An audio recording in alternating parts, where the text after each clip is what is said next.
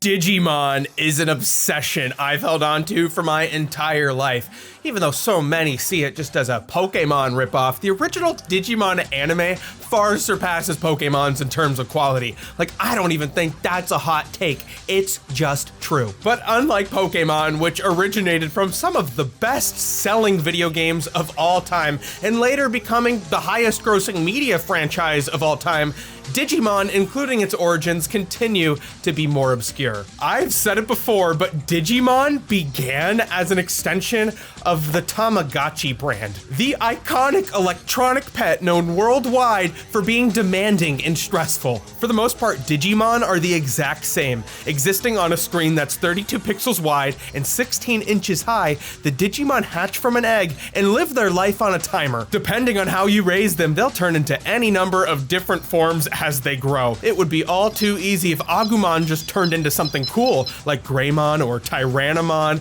but it's so easy to mess everything up. If you fail to put it to sleep, feed it, or don't answer its calls fast enough, your Digimon will turn into an ugly slug monster that throws poop, and then it will die. Rest in peace, Numamon. Your life was suffering. But immediately, you get a new egg where you get to try it all over again. Yeah, this is Billiam. From the original Digimon to the anime-inspired Digivice, Japanese exclusive V-Pets, and more recently, the Digimon Vital Bracelet, my entire life recently has revolved around raising digital monsters. I'm obsessed with Digimon, and I've also recently made my friends watch the original Digimon anime for a new series which will be airing on my newly relaunched second channel this week, fittingly called Billiam Hipster Trash, where I'll regularly be talking about old cartoons and toys, so check it out. But today, we're doing a deep dive into the Digimon V-Pets. Finding and booking a doctor's appointment can feel like trying to catch a runaway Digimon. Chaotic, confusing, and very intimidating. There are so many options trying to figure out who takes your insurance, who's nearby, and who's even good. Honestly, there's been more than a few appointments I've missed because the process of finding a doctor just felt like too much work. Especially while I've been busy raising an entire team of digital monsters. But thanks to today's sponsor, ZocDoc, finding the right doctor has never been easier. ZocDoc is a free website that helps you search, compare, and instantly book appointment with over 100,000 in-network healthcare providers. From mental health and dermatology to dental, eye care, and more, they've got your back.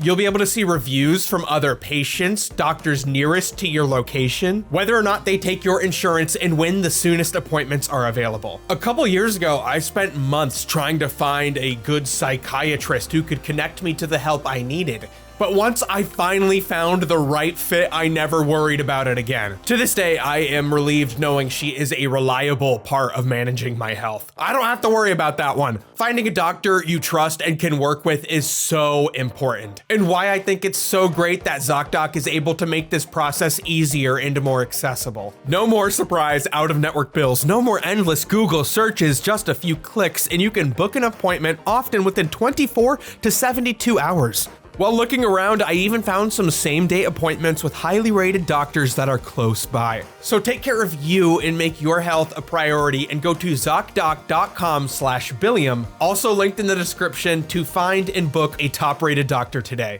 Thanks again to ZocDoc for sponsoring. Now let's get back to the video.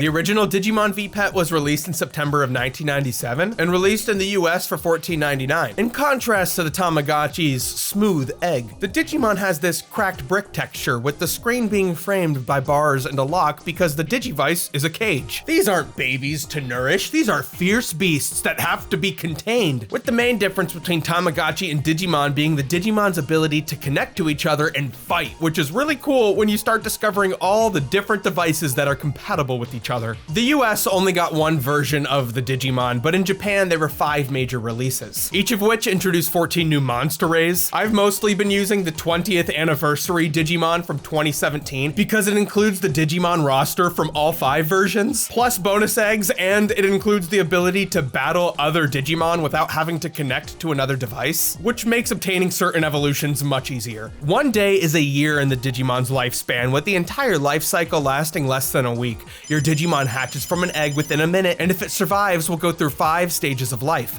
evolving first after 10 minutes, then 6 hours, then 24 hours, and finally 36 hours for the 5th stage. The 20th anniversary Digimon and all 5 premium color re-releases from 2023 add the 6th stage, evolving again finally after 48 hours. And some Digimon can even evolve again after that through fusion, Jogress. But I'm not good enough for fusion. I haven't obtained it yet. While growing, you have to monitor your Digimon's meters. Effort is how much training your Digimon has completed, and hunger and strength simply require you to feed your Digimon meat and protein until the hearts are filled. Add some protein, take some ice cubes, dip them in protein, throw them in the mix, and add some protein. Yet there's another status you'll have to keep track of yourself: care mistakes. Digimon will poop if you feed them, that's normal, you just flush it. But if you let the poop stack up and they get sick, that's a care mistake. Too many care mistakes and your Digimon will die, or worse, become ugly. These things were literally dictating our lives.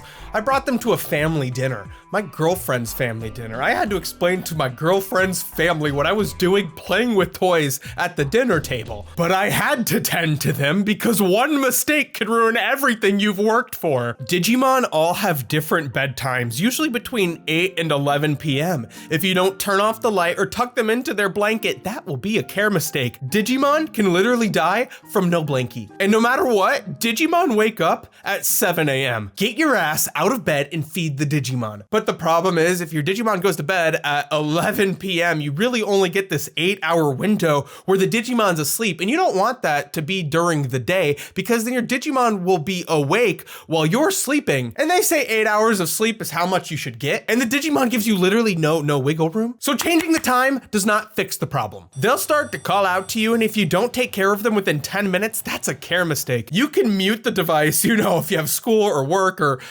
family dinner at your girlfriend's parents' house, meeting the grandparents for the first time, but the Digimon cannot be paused. They will silently call out for you.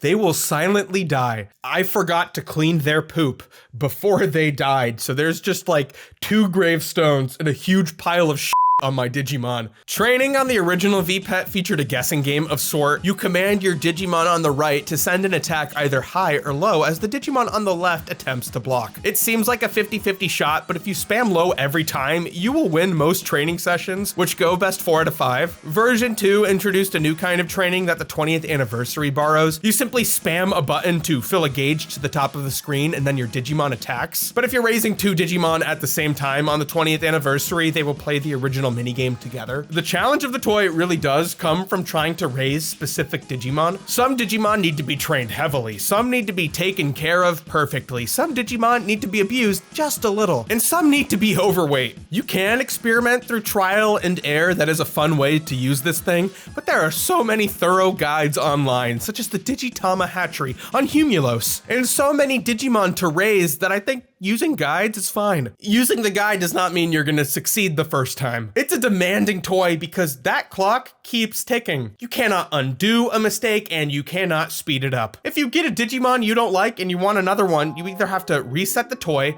or wait for the Digimon to die. We tried making this video last year. Savannah was helping me raise a Garurumon, but Gabumon had one too many care mistakes and she cried when it turned into Vegemon. So I said, Savannah, here, let me make this video real quick and I'll help you with this. Getting a Shipmon can be one of the most discouraging experiences any toy can give you. And they introduce a new one with every single version. Numamon, get ready for Sukamon, Raremon, and Nanimon, but Nanimon is kind of cool though, because he has lore. According to the Digital Monster Most Powerful Data Book, Nanimon was once known as an alcoholic named Oyaji, referencing the Tamagotchi Oyajichi. One day he drunkenly stumbled into the digital world where he had to prepare his body for battle, turning into Nanimon. I'm still waiting for this story to be adapted into an anime. But if you're willing to try, some of the coolest Digimon actually evolve from Mon. If you love and care for Numamon, you can get Monzaemon. Raremon turns into X Tyrannomon, and Vegemon turns into Roger from American Dad. I told my Sukamon to stop feeling sorry for itself, and it turned into one of the best Digimon you can get on the VPET, Edamon. I never loved Edamon until I saw his VPET sprite, but there's something so satisfying about watching this little monkey with sunglasses dance his ass off on that little screen. The man is not even 16 by 16 pixels big, but his heart is 4K. I even got his megaform, King Edamon. I love him. Who would have known this guy used to be a huge piece of shit? If you train Agumon enough to get Greymon, you of course want Metal Greymon. Metal Greymon used to be the most terrifying Digimon in the franchise. A zombified, roboticized dinosaur built to satisfy a need for battle. My Metal Greymon even evolved into Blitz Greymon, but I was unable to raise a Crescarurumon to fuse them both into Omnimon Alter S because I'm not good enough for fusion yet. Honestly, the original VPET has a pretty big learning curve, but once you get over it, they're very fun. Without a doubt, one of the best Digimon VPETs ever made is the 20th anniversary Digimon. The Digimon Color had an individual release for all 5 versions, and each one costs significantly more than the 20th anniversary, which has more content than all the colors put together. And the best part is, it still retails for under $20. They mass marketed this in the US, and I mass consumed it. I can't recommend it enough. Digimon's identity was created through an evolving process, a digivolving process. Tamagotchi was developed by what would become Bandai's boys toy division. So when the toy ended up appealing heavily to girls, it was only natural that Bandai would direct a team of 5 employees to simply create Tamagotchi for boys. That's how Digimon series designer Kenji Watanabe puts it in an interview for the Digimon 20th anniversary art book. Sources linked below. During development, the Tamagotchi adjacent name Otokochi was tossed around, followed by the name Capsule Zorus, which even got into a design stage. With these cute elemental Pokemon-like monsters being designed, Bandai's legal team took issue with the capsule concept, which I believe was a similar legal issue Pokemon ran into. It was going to be called Capumon, but then when the idea was morphed into digital monsters and shortened to Digimon, their trademark was accepted, despite there being conversation about it almost infringing on another company's trademark. But Digimon quickly developed its own identity. The screen size of the actual toy was a technological limitation that heavily influenced the character design of Digimon, as very often the pixel art would come before the official character render. This process is really interesting when you consider version 2's Digimon were influenced by the winners of a fan art contest. The sprites were based on the fan art, but the final render of the characters were based on the sprite, and they ended up being something wholly within the brand's world. And even more fascinatingly, version 5 originally started as a collaboration between Toho and Godzilla, something that is so obvious when you look at the pixel art next to the Toho characters. However, when the collaboration was canceled, they designed new Digimon from the pixel art, which end up looking nothing like the original Godzilla characters. I've said it before, but Kenji Watanabe is a fan of American comic books and has cited Spawn as well as the art of Mike Mignola and Simon Beasley as direct inspiration for Digimon's muscle-bound,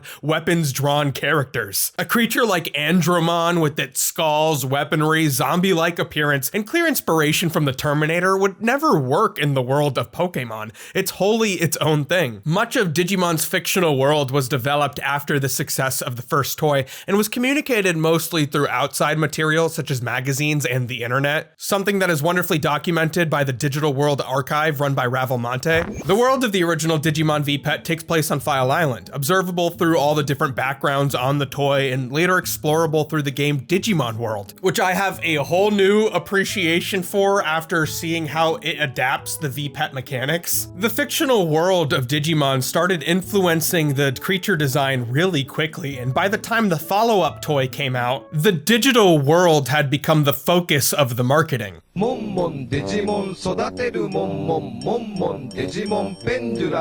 Digimon Pendulum drops that aesthetic of a cage for this more like high-tech blobject feel, and the marketing material told stories of researchers studying Digimon in their natural habitat. Across the net ocean from File Island is the massive continent of Folder. The Digimon of Folder continent are explained to be much stronger than the Digimon on File Island, which is really just a justification to buy the toy, because if the Pendulum Digimon battled the original Digimon, they'd usually win. Even these little toys are pay to win. Tamagotchi was ahead of the curve. Between late 1998 and 2000, the Digimon Pendulum would have 6 major releases of its own. Originally retailing for 1,799 yen, these have become quite the expensive collectible. Bandai just announced they're doing another manufacturing run of the Digimon Pendulum Color, but they won't be released for another few months, and you know, the state of the world with shipping and tariffs. But when I do, I'll do a follow-up on the second channel, Hipster Trash. Unlike the original V-Pet, which emphasizes the crazy ways a Digimon can change, the collection of pendulums have distinct themes. Nature spirits, deep savers, nightmare soldiers, wind guardians, metal empire, and virus busters, which is the only version I have. I'm a big fan of the Pendulum Digimon, but I really wish they would release a complete version like the original V-Pet's 20th anniversary edition. For the most part, most Digimon V-Pets have similar mechanics to the original. You have to care for your Digimon to have it evolve how you want. You put it to sleep, clean its poop. The big difference for the Pendulum is how you train the Digimon. You have to like shake it to train successfully or battle successfully. A physical pendulum inside counts how many times the device shakes, allowing your Digimon to attack and train harder. Introduced to battling is also a new rock, paper, scissors mechanic. Digimon are divided into 3 different types: data, virus, and vaccine. Virus beats data, data beats vaccine, and vaccine beats virus. Another cool thing is the 6-stage Mega was originally introduced with the Digimon Pendulum, making Saber Leomon, Metal Edamon, and Hercules Kabuterimon the first Mega Digimon on the first Digimon Pendulum. The Mega Digimon are accessible through fusing to Ultimate Digimon. It's a shame we only ever got version 1 of the original Digimon,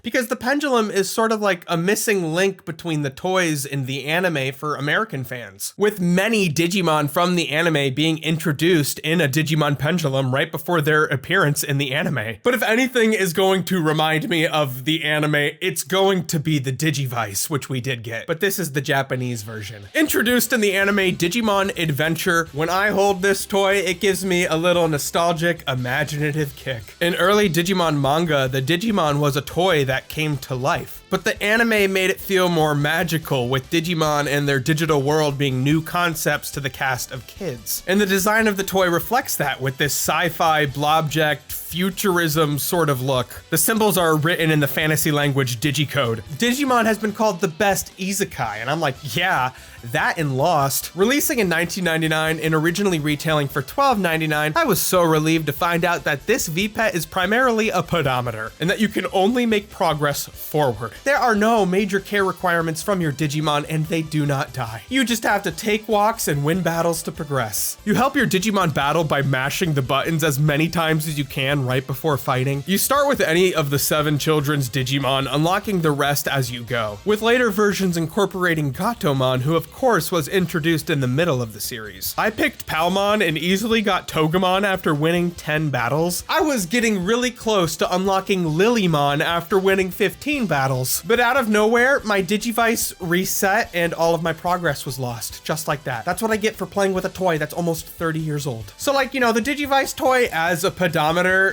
kind of encourages you to circumvent its normal use and just shake it. These are like collectibles and I don't want to really bring them around with me. I don't trust the little plastic clip not to snap, but obviously if you're patient and you don't mind carrying this around with you, maybe you have a newer version. It is a pretty chill toy. The newest version of the Digivice was released just last year in 2024 on Bandai's premium store. Here we have the 25th anniversary color Digivice, originally retailing for $95. But look at that color screen. It's a pedometer that largely recreates the mechanics of the original with a high-end glossy makeover. The color screen screams premium, but the body screams Happy Meal toy. It's pretty sturdy. To complement your walking are colored backgrounds inspired by the anime as you encounter nearly every Digimon that appears in the show. I do kind of wish they just colored the original Digivice sprites rather than reusing the sprites from the Vital Bracelet, but nonetheless, this is a really cool product. Your Digimon and the cast of kids appear with limited voice clips, and along the way, you encounter little character animations. I actually got one of these scenes lined up right now. So I'm walking with Gabumon, and here's Izzy and Tentamon, and let's see what happens. They're all talking to each other.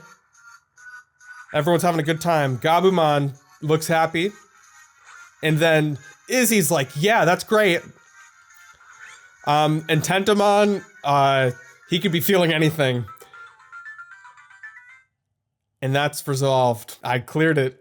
That was the whole scene. A riveting resolution. Butterfly, the theme from the anime, played over the main screen a lot, but at some point it stopped. And on multiple occasions, Bolero, the classical arrangement which plays at the opening of a few of the Digimon movies, woke us up in the middle of the night for like a random event. I thought I was being haunted by the ghost of Frank Zappa. If there's one thing Digimon is great at, is it's making you lose sleep. Why do you do this?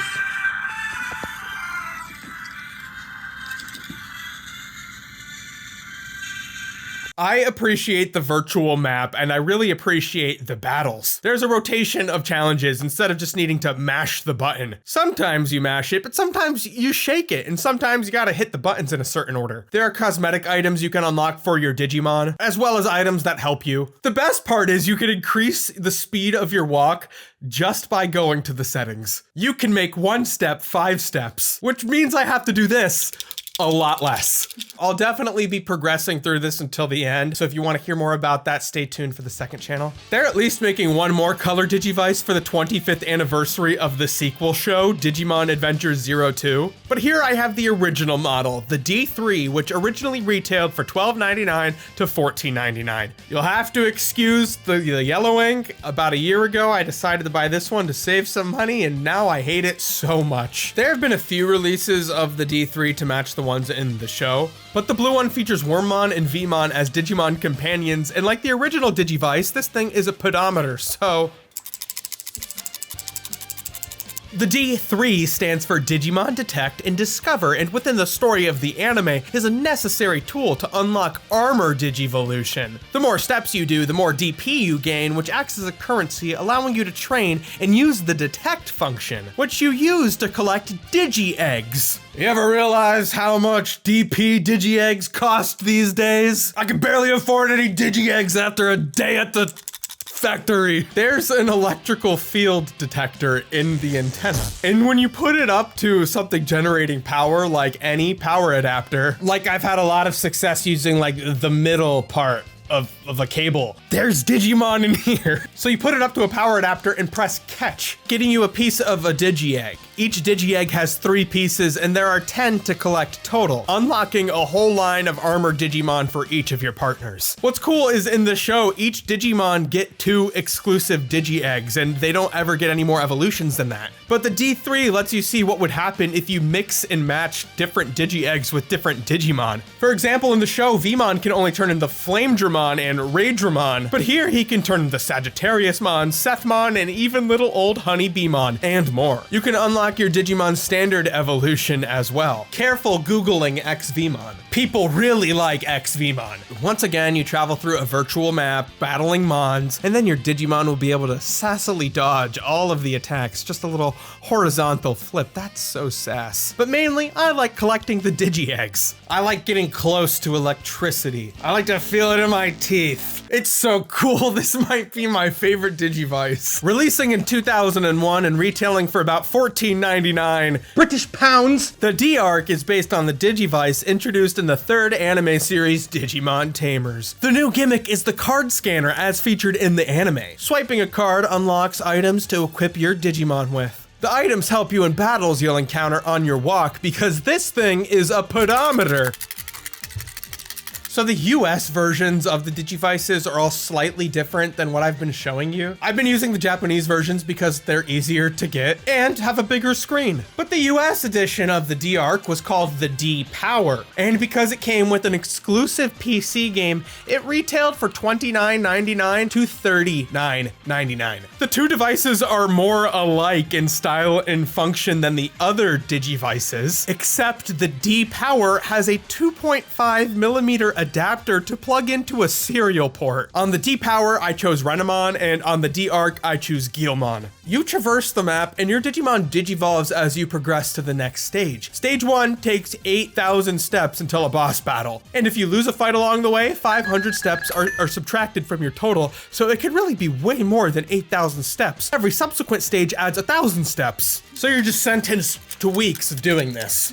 Or you could like bring it on a walk if you want to damage your collectibles. The items are pretty essential to progress, and you can find codes online to access any of them. It's that easy. There's a lot of helpful tools, but the jumper ROM lets you skip 500 steps, and the jumper board lets you skip 1,000. But if you skip ahead too much, your Digimon won't be strong enough to win battles. So prepare yourself. Items can also be obtained during an Impmon event where he pesters you and tries to steal one of your Digimon away, but he'll drop items if defeated. A function I loved was being able to card slash Digimon into my party. When traveling, any Digimon the player comes across will be eligible to slash in. You know I plugged in Agumon's symbol and numbers so fast. You know I keep that guy on me at all times. Though card slashing power-ups is my least favorite mechanic about this toy. Functionally, it's supposed to read how fast the card goes through the slot, resulting in a power-up, but it only ever registered a normal attack. Idealistically, speed helps the Digimon dodge better, power helps Digimon attack stronger, and sniper helps accuracy. So for the US version, the software that came with the D-Power requires you to hook up your Digivice to your computer, and it lets you battle Digimon in real 3D rendered PNGs.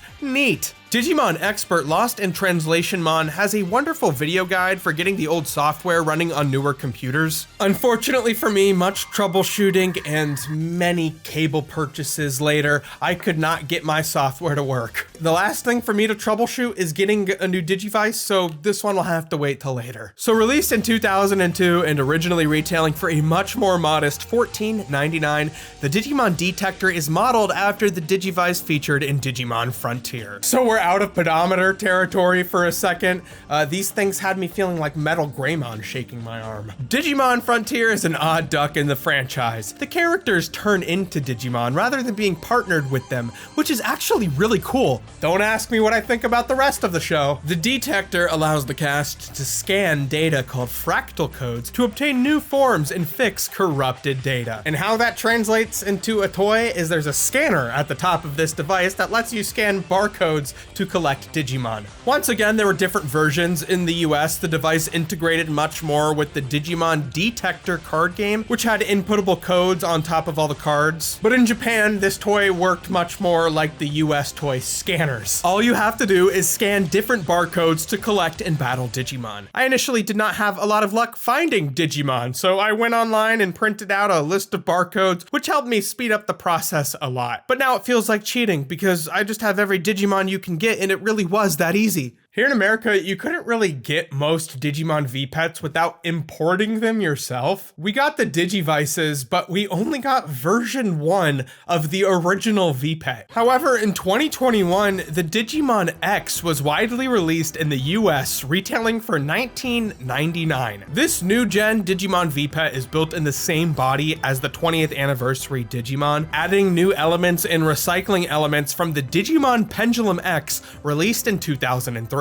The X antibody indicator, or XAI system from the Digimon Pendulum X, used 7 lights on the front of the Digivice to illustrate a dice roll mechanic. The newer Digimon X has the same mechanic, illustrated just by an animation on the screen. Caring for and raising Digimon is mostly the same as the original V-Pet, but there's a new method for successful battle and training. This time you have to stop a moving pointer over a stack of blocks. If you stop it on the highest point, you train more efficiently and attack more powerfully. You roll the XAI before the pointer starts, determining how fast or slow it moves. But if you're good, it's easy to land it perfectly every time, so it doesn't affect your Digimon's performance. The biggest upgrade is being able to freeze your Digimon. So you know, if you have to go to work or school or your girlfriend's family's dinner, you don't have to bring the Digimon with you. It won't die. The Pendulum X also introduced a whole new line of Digimon variants called X Digimon, with a new story told through a mini manga, a video game, and a TV movie, Digimon X Evolution. So basically, Yggdrasil. He's not exactly Digimon God, but he's the closest thing to it, and he has decided Digimon are taking up too much storage space. their file sizes are too big. So Yigastroll, Digimon God, develops the X program to kill most of the Digimon, but many Digimon survive, having developed the X antibody, becoming more radical versions of themselves. And also, new weird Digimon are born with the antibody, such as Mame Tyrannomon, a true survivor, the best X Digimon. 15 years later, the Digimon X picked up the story with Digimon Chronicle X, published online, which really just gives new backstory to the adventure mode on the Digimon X, which is one of the best new features on the device. It's basically just a gauntlet of Digimon battles, but it's certainly way more robust than battling on the Digimon 20th anniversary or even the Pendulum or original color. And of course, what level of progress you make through the adventure mode determines what kind of Digimon you can evolve into. I like X Digimon, but I don't really like any of them more than their original version, except for maybe Mamemon X. That dude f***s. But the rest, Like BL Starmon is already underboob Goonermon. BL Starmon X is just obscene, okay? But the Digimon X works slightly differently. Their hunger is their battle energy, feeding only fills half a heart, and you get more hearts as you evolve. And they will digivolve in the middle of the night while you're sleeping, or have a random event where a Digimon attacks them early in the morning. That's why you freeze them. I couldn't successfully raise any Mega Digimon, but I do think this is one of the best Digimon releases, and I'm definitely going back to it. So finally, we have Digimon's most recent experiment with V-Pets, the Digimon Vital Bracelet, or as it was called in the United States, the Bandai Vital Hero. First released in 2018 and originally retailing in the US for $69.99, I was so pissed to see that you can now get these for less than $20. Taking from smartwatches, the Vital Bracelet is a pedometer and a heart rate monitor, which features a whole line of different V-Pet software that you can install on your watch. The anime Digimon Ghost game, which I'll review later this year on the second channel, featured the Vital Bracelet as a replacement for the Digivice, but support for the Vital Bracelet lasted longer than the run of the anime. Between it and its successor, the Vital Bracelet BE, there are about 34 total Digimon DIM cards released featuring many different mons to raise. Mechanically, raising Digimon is somewhere in between the Digivice and the original V-Pet. The Digimon don't poop and don't really have care mistakes, but they do have branching evolutions with different care requirements. Oh man, speaking of care. It's his channel now. What you got to say?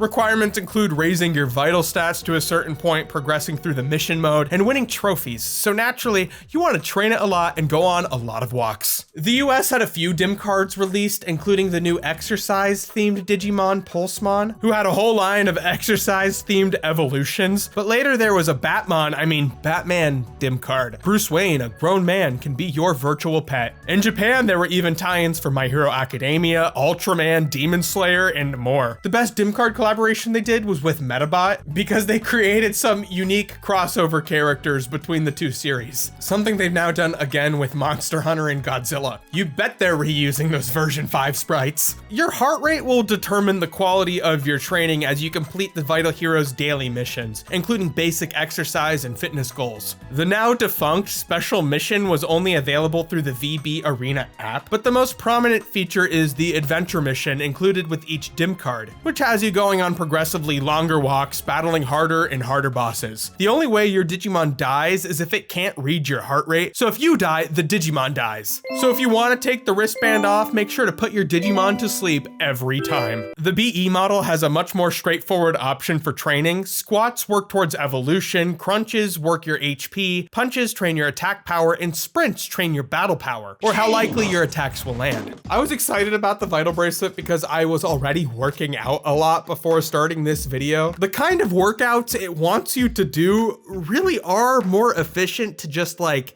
shake the device. We've come so far, yet have gone nowhere at all. Though I really love the Vital Bracelet, I think its form factor is pretty top tier for a virtual pet. Although only the BE model is waterproof, making the original model kind of tenuous as a workout accessory. I've sweat through Fitbits before, there's no way I wouldn't sweat through these. And on both models, the bracelet is very uncomfortable and pops off a lot. They definitely need to work on that a little bit if they were to do this again. There's a lot of improvements that could be made, including the return of app support. This is definitely a concept that could be revisited. And with an all new Digimon anime premiering this fall, Digimon Beat Break, I'm sure there is going to be some sort of V-Pet tie-in. Anyways, were any of y'all into V-Pets? If so, let me know what you want me to check out. I know I missed quite a few Digimon releases, so be sure to check out the second channel, Billiam Hipster Trash, as I continue to dive into the world of Digimon and other Y2K toys and shows. And please check out me and my friends watching Digimon on the Nova Blast podcast coming very soon. All sources are linked in the Hipster Trash page down below.